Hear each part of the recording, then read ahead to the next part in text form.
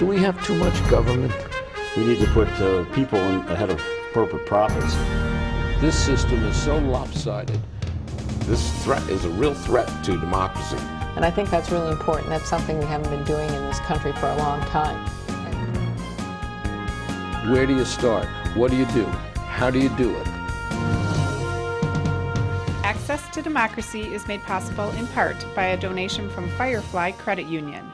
Firefly is the new name of U.S. Federal Credit Union, which has proudly served the financial needs of the Greater Twin Cities community since 1925. At Firefly, we guide our members forward and give them the power to chase dreams by delivering the financial solutions they need to get ahead. From checking accounts to mortgages, we'll light the way. We are Firefly Credit Union, and this is Life Illuminated. And Dr. Charles Crutchfield of award-winning Crutchfield Dermatology in Eagan, acknowledged as one of the nation's best physicians. A Minnesota native who trained at the Mayo Clinic, Dr. Crutchfield personally treats all patients and states that experience counts and quality matters. Crutchfield Dermatology. Look good, feel great, with beautiful skin.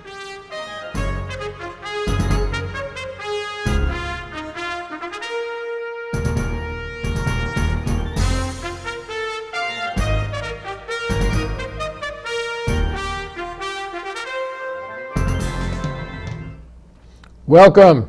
Access to Democracy returns. I'm your host, Alan Miller, and we have a return guest, Steve Hunegs of the Jewish Community Relations Council of Minnesota and the Dakotas. Much too much to say at one time, but they are a nonprofit organization really to fight bigotry and hatred and things like that.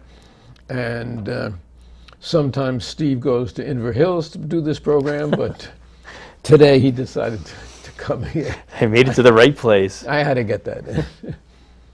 Welcome back.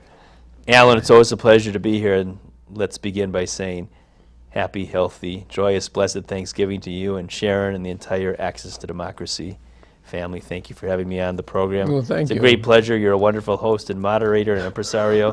All good things and good health to you. We hope so. And in a world that's really chaotic at the moment, in a world where you certainly, and you know, I should mention, you just were honored for 10 years heading this organization, and the great inroads that you have made in fighting prejudice and bigotry in this not only state, but in the three-state area, and the close relationships you have formed with the Muslim community, among others. Very important, especially with what's been going down here, which is kind of scary. So, as I like to say, it's 225,000 square miles of paradise, Minnesota, North Dakota, and South Dakota. I'll invert what you're saying, but the point is correct. What I see are so many people of goodwill, so many organizations of goodwill, so many people who want to align, combine, amalgamate to try to create a more perfect union, to quote a famous line, or work together, to put it a little more simply. I think that's the good news. That's the really good news. And yet we have statistics to look at. The FBI report, which just came out, talking about incidents between 2015 and today, shows a marked rise in not only incidents of prejudice and hatred, but violent. There are sobering statistics. No doubt that's the case. There was a recent, just this week, slug of statistics involving crimes committed on a religious basis. Now, for instance, for the Jewish community, we make up about 1.5 to 2% of the United States population. Nevertheless, for crimes committed with a religious motivation, hate crimes, 52% committed against Jews. So we have work to do. But I also report to you. That's not an area where you want to become the most popular. No. But you know, all of our community is something to teach each other. What is the... We have these senseless crimes against the Muslim community. In fact, the imam's going to be in here, Assad, in a few weeks. But there were two incidents recently, right here in Minnesota, damage to a mosque and burglary at a mosque. I mean, you know, these places used to be sacrosanct. And like Rodney Dangerfield said, they just don't get no respect anymore.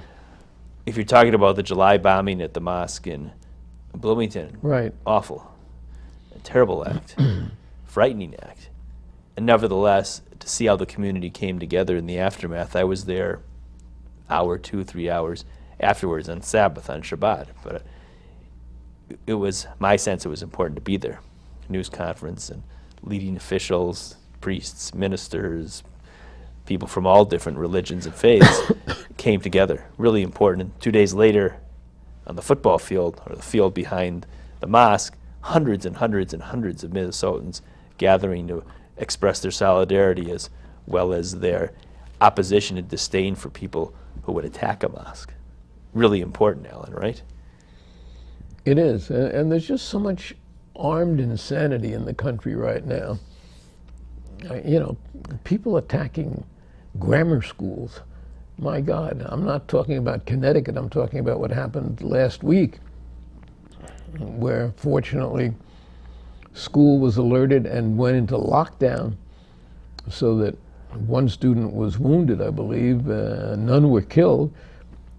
But here's a guy who should be locked up, should have been locked up in 2012, got out, bought multiple weapons because nobody knew that he couldn't buy weapons, and then when he took out his frustrations, first he killed his wife, then he killed several other people, and then he attacked the school for no reason at all.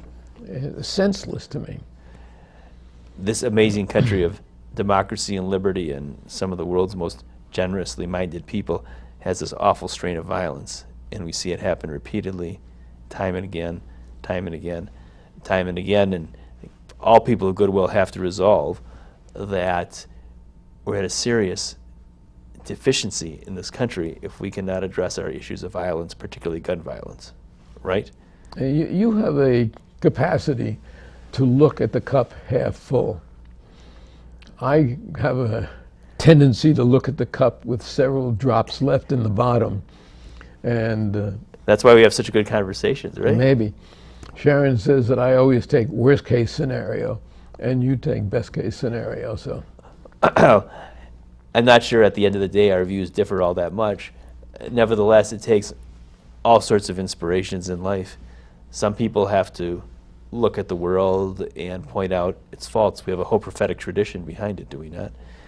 Other people, you know, I try to be inspiring, but listen, given our work in community security, I know of plenty of things of great concern, right?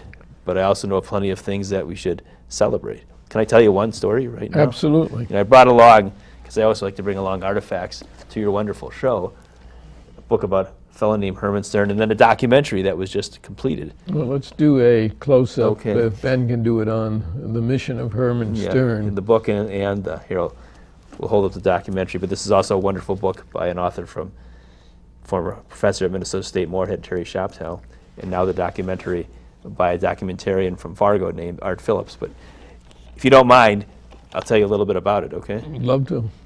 So Herman Stern was a German Jewish immigrant to North Dakota, roughly 1910. He came as a teenager, 15, 16 years old. And he had this marvelous capacity. He was a clothier in Fargo and Valley City and other places around North Dakota to make friends, influence people. Not only was he a successful business person in North Dakota, but he traveled the state. He helped establish the North Dakota Chamber of Commerce, the Winter Ice Show in Minot, North Dakota, huge patron of the Little League and the Boy Scouts. Practically any good cause in North Dakota he supported.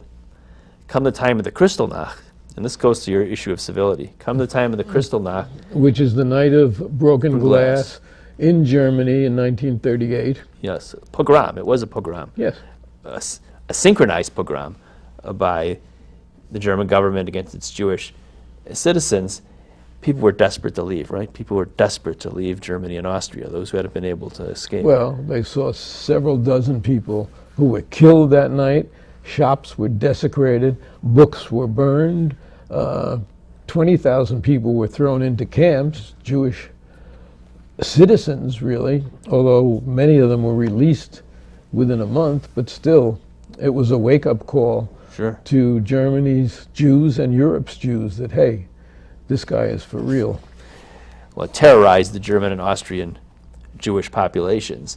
So Herman, living in the United States, had family, friends, or people that knew family and friends who were desperate to leave. The United States had very thin immigration quotas, very difficult to enter the country. Indeed, our State Department, to its eternal shame, threw up every obstacle it could, even for legal Jewish immigration into the United States. But this gentleman was indefatigable, to use a fancy word, tireless. Forms, you had to pledge that anyone you brought into the country would not become a public charge. And the completion of the bureaucratic documents, you mentioned bureaucracy earlier, was mind-numbing. But he had a friend, he had an ally. For all the efforts of Herman, and they were tremendous, without this friend and without this ally, he would not have been able to save the 125 people that he brought to the United States. And who was that friend and who was that ally? Senator Gerald Nye of North Dakota. Now, if you know a little bit of North Dakota history, Senator Nye was an arch-isolationist, and to put it most politely, no Philo-Semite, no friend of the Jews. Nevertheless, for whatever reason, maybe he liked Stern, maybe he thought it was in his best interest to like Stern, maybe because he thought because Stern was so popular, to help Stern was a good thing for him politically. He put pressure on the consulates in Germany and Austria, the embassies in Berlin and Vienna, to assist Stern in battling our own State Department so these folks could come over and live. So this is the story of Herman Stern and what he did with his unlikely ally, Senator Gerald Nye. But I say it because certainly no one was going to confuse Nye with a great friend of the Jews. Nevertheless, Stern, because he had such great relations probably with people, was able to work with someone like Nye, And to people with completely different backgrounds. Save 125 people. Right? I mean, that's, you don't have to like people. Nobody's going to legislate whether you like a person or helps. not. But can you work together Yeah. on something, right? So And that's civility. is this something that we'll see in the Oh, theaters, good point. or is I'm, it? I'm stepping on the lead, as they say. Grand Forks, the premiere at the Grand Forks, beautiful theater called Empire Theater 2 weeks ago. I was there, had a great panel discussion with Art Phillips and Carl Obenholzer, the person who wrote the curriculum for it, and we had 200 people in Grand Forks. This past Tuesday, premiered at the Fargo Theater, right downtown Fargo. 1,000 people showed up. Really? 1,000 people showed up. Theater sat 800 people. They had to turn away 200 people. Now the Fargo Forum Communications did a wonderful job promoting it. Arts from Fargo, I wrote a piece for the Fargo paper, the Grand Forks paper. University of North Dakota supported it. What it says, though, people are interested in stories, and stories in which people work together. So it's all for the good, right? Great That educational certainly sounds opportunity. like it's all for and the we'll bring good. it here, too, because people in the Twin Cities should see Yeah, it, too. absolutely, you should. Yeah, absolutely. As you have really previewed films here, Laura Zelli's film Yeah. about, Her 5 films, she Greek? made 5 films, but about her own family in the Yeah. shadow of the Acropolis. right, There's a situation where Greek-Jewish family, really 2 Greek-Jewish families, saved by righteous Gentiles in Athens from the Nazis. Fabulous story. and the other book you brought us is, This is the book version of the Herman Stern story. Oh. So Terry, Dr. Shoptow, Professor Shoptow, that's how I first got interested in it. 10 years ago, when I first took on this job, somebody mentioned to me that there was a Herman Stern story in this fellow from North Dakota. And I read the book and have been captured by the story ever since. And then Art Phillips came to me about 2 years ago and said, I'm putting together this documentary. Can you help us out? And we were a pleasure to do it. And we supported financially or spiritually, along with some of the leading foundations of North Dakota. So it's been a wonderful experience. Great for community relations and community building. well, keep us in the loop Will as do. to when it's going to show in the Twin Cities, and I'm sure you'll get a good response here. We'll do it. Of course, it helps in North Dakota. It's interesting, Alan. Over the years, when I talk to people, particularly, shall we say, people older than 60 or 70, I ask them about Herman Stern. And the number of people who will tell me, I bought my first suit from Herman Stern. I knew Herman Stern. I served on a board with Herman Stern. He passed away in 1980. It shows you the influence of one good person in life. You know how many people, 125 people survived, or he helped 125 people live. You know how many descendants 125 people have? Well, it would Hundreds be, and hundreds and hundreds. yeah, I would say probably over 1,000 by now. Because what does the Bible say, or I should say, what does the Talmud say? He who saves one life as though he saves the world. And that is living experience through Herman Stern. Now, one of the things that's really been problematic for me, and it goes back to an article you wrote in the Star Tribune about our tendency to lionize John Lindbergh for all the incredible things he accomplished. He was also a rabid anti-Semite. So talk a little bit about your It's article. a fascinating discussion. And again, if I launch into a monologue, just stop me, because I always like to be on the other end of your incisive questioning. But there's a few things I want to say. First of all, it probably would not have been the issue I would have broached myself. But a writer for Moment magazine, which is a very distinguished Jewish magazine, passes through the Twin Cities, and he started the conversation, and I have no qualms with him starting the conversation about the naming of the terminal, because he would pass through it on his trips throughout the country and throughout the world. I figured at that point I better join the issue because it needed a local voice. I'm not sure he's a rabid anti-Semite as one would traditionally see an anti-Semite, but he harbored some, shall we say, attitudes which certainly aligned themselves Outspoken with also. outspoken. The real issue, I mean, there's a couple of issues. First of all, let me say, as I say in the article, there is no denying the epical role he played in the history of international aviation. The May 20 flight, 1927, changed the world literally overnight. And he's a son of Minnesota, son of Little Falls. His father was a member of Congress from Minnesota. Minnesotan through and through. Of course, he should be remembered in a sense, legendary way in Minnesota in global aviation. But he had a different side to him. And the point I was making in the article was not necessarily change the name, don't change the name. It's people need to know. People need to make their own decisions. People need the opportunity to discuss him because, as you were alluding to, he makes a speech on September 11, a day easy to remember, September 11, 1941, in which he goes, and he's a member of the committee of the Organization Committee for America First. And he says to the world, because it was a national broadcast on WHO Radio Des Moines, he says to the world, who is leading us to war in the United States? He says it's the FDR, it's the British Empire, and it's the Jews. I mean, not only does he say that, and remind you, if you took a poll in those days, next to FDR, he would have been the most well-known American of the time. Because they control the banks, they control the newspapers, they control Hollywood.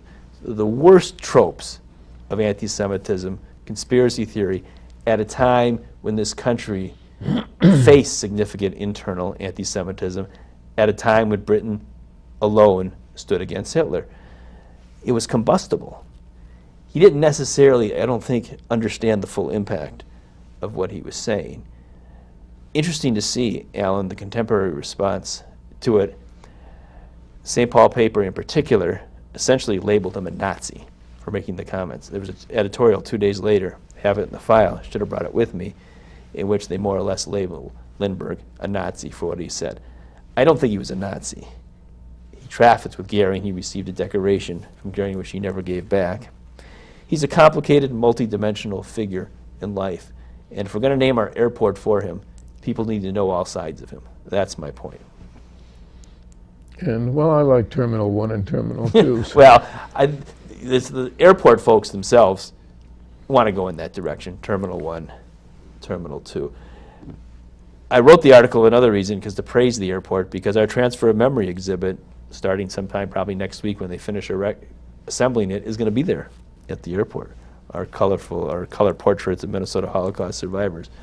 Great thanks to the airport Foundation, Robin Robinson, all the great people that are involved in it. So when you pass through the airport next, go over to what they call C-18, S-E-E. Is it a permanent display, or is it going No, to be? it'll be there through the Super Bowl and also at Terminal 2. So all for the good. You know, someday we hope that, however this ultimately unfolds with respect to the Lindbergh issue, if the name is maintained, whatever the case may be, you'll also have an exhibit at the airport which gives people an opportunity to explore the many different sides, the many different facets of Charles Lindbergh. Seems fair to me, doesn't it? It seems fair. Yeah. But thanks for asking. To get back to the somber side of things, the Southern Poverty Law Center, which does such a great job, has just reported that there has been a large increase in hate groups in this country over the last year and a half. And that's very worrisome. That's very worrisome when you see, for instance, Charlottesville, where people were marching, where somebody died because of hate, and you have a president who almost defended those people, or at least certainly didn't condemn them. The rise and fall of hatred in the United States and hate groups and the like is a consistent pattern. If someone like Arthur Schlesinger might say the cycles of American history, we seem now to be more of an upcycle in that continuum between the two.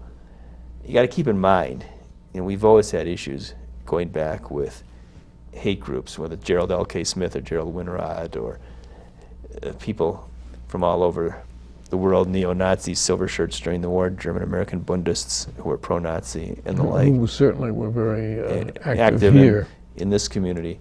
Also, I always urge caution in this way. Sadly, you have a history of 3.5 millennia of different forms of anti-Semitism, religious, racial, whatever the basis may be. And it tends to rise and fall over time. And to connect it to any one person at any one event is sometimes a difficult exercise. We can say, though, that in times of, shall we say, political instability, as we may be experiencing right now in the United States, tends to be accompanied by greater anti-Semitism, greater racism, greater outbursts against other people, all of which counsels greater vigilance. Well, it starts at the top. I don't know if you have read the book, The Dangerous Case of Donald Trump. I've not read it. But if you haven't, get a hold of a copy. And it is really frightening with some of the top psychiatrists and psychologists in this country talking about his issues and his instability. Not about the little things, it's about the big things. It's about his need for adulation, as we just saw how they played him in China and in Korea. All you have to do is give him a big lollipop and he thinks he's the most popular person in the world, and he will tell you that. But that's very dangerous. It's very dangerous for us not to recognize the warning signs. And fortunately, there are a lot of people who recognize those warning signs. But I don't know. I don't know how we move forward with this man. The importance of civil society, and whether it's President Trump or others who are perceived fairly or unfairly as being difficult for the body politic to absorb, you know, that's why a healthy civil society, a healthy NGO, non-government, what's the O stand for? I'm blanking out. NGOs and the like are really important. Whether it's the work that we do, whether it's the work that other groups do, you know, we're not here necessarily to attribute blame. We're here to deal with the consequences of what's happening in society and the opportunity for all of us. The flip side, Alan, has been groups coming together. For instance, if I can just cite the Minneapolis Foundation, okay? After the bomb scares, threats at the JCC, which perversely were delivered by an Israeli, but putting that aside, RT Ryback in the Minneapolis Foundation established the Faith in Each Other Fund because they realized that the Jewish community and the Muslim community, particularly vulnerable to potential acts of terror and or large-scale harassment. Okay. So here's one of the leading philanthropic entities in the Twin Cities, recognizing the need for both communities and recognizing the need for both communities to work together. Part of this has been with our expertise that we've developed in our relationships with law enforcement. We're able to help because often we're interlocutors between certain groups who have a less trusting relationship with law enforcement and law enforcement itself. We see ourselves, JCRC, Jewish community, living at the intersection of civil rights, for which we have a birthright going back to 1939, as well as community security. So remember what I said about civil society. It's the opportunity to serve and address issues created by external forces. And attacks on the First Amendment, which are, to me, very, very troublesome. Freedom of speech, freedom to assemble, freedom of religion. I look upon the First Amendment to the Constitution as probably the most important document, just that one amendment. And we see it readily attacked in the false media by a man who doesn't even understand that just because you don't agree with him, it's false. That's not the way it works. Well, the First Amendment, as you correctly point out, contains some of the eternal truths of the American story. As you say, freedom of assembly, freedom of speech, freedom of religion, and the freedom to be free of religion in the sense of the Establishment Clause, too. Some of which are in contradiction to each other. The political discourse, the civil political discourse, helps us mediate all those wonderful aspirations, and when they come into conflict, how it is that we figure out where we are as a society. But don't leave out the 14th Amendment either, the Due Process Clause, as applied to the states. We fought a civil war over the 13th Amendment, 14th Amendment, and 15th Amendment. Those are hugely critical to the United States because it contains the idea that we're all entitled to the due process of law, right? And ultimately incorporated to the states. You recall the Bill of Rights when first passed, applied only to the federal government as opposed to the state government. All the amendments are particularly meaningful. And of late, we've even heard about the 25th Amendment, which I don't think the party in power has the courage to invoke, but which I believe should be invoked. But we have only less than a minute left. So give us something inspirational to go out on, because I find it very difficult. Sure, well, how about the fact, and I mentioned it before, but since I was there and I saw it with my own eyes, that in Fargo, 1,000 people will come out on kind of a cold, rainy night to see the documentary about Herman Stern that they've heard a little bit about in the local press, but certainly for the most part didn't have any great expertise about, because I think people wanted to be inspired. They wanted to hear a story. In this case, it happened to be a story of a North Dakota story. But they wanted to hear a story of people working together towards an end, saving lives, right? That to me is inspirational, the underlying story itself, but the demand, people thirsting for good stories and people thirsting to be inspired. So that's inspirational to me. I thank you, Steve Hunegs, and come back again soon. Anytime. You're wonderful.